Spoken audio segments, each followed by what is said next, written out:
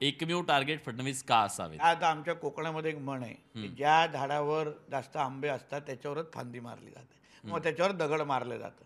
आज फडणवीस साहेबांचं नाव घेतल्याशिवाय महाराष्ट्राचं राजकारण होऊच शकत नसल्यामुळे आणि प्रत्येकाला वाटतं की बाबा आज हा माणूस महाराष्ट्राची पुरी दिशा आणि एकंदरीत सगळ्या ज्या पद्धतीने विकासाची घोडदौड आज फडणवीस साहेबांच्या नेतृत्वाखाली सुरू आहे.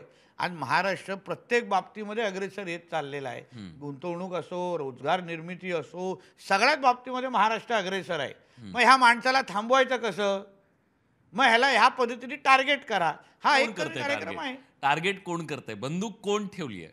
आता बंदूक कोण कोण ठेवले आणि हे कोण मी चालवतंय? तुम्हाला सांगायला गेलो तर मी- मग तुम्हाला अवघड होऊन जाईल, तुमचं दुकान बंद होऊन जाईल ना. नाही नाही नाही, सांगा ना. तुम्ही पत्रकार आहात, तुम्हाला ह्या गोष्टीची सगळ्या गोष्टी माहिती आहेत आणि तुम्हालाही माहिती आहे की आज फडणवीस साहेबांना अडचणीत आणण्यासाठी हा. आज तुम्ही मला सांगा, आज महाविकास आघाडीच्या एक तरी व्यक्ती, मी तुमच्या चॅनलवरच्या माध्यमातून त्यांना फक्त चॅलेंज देतो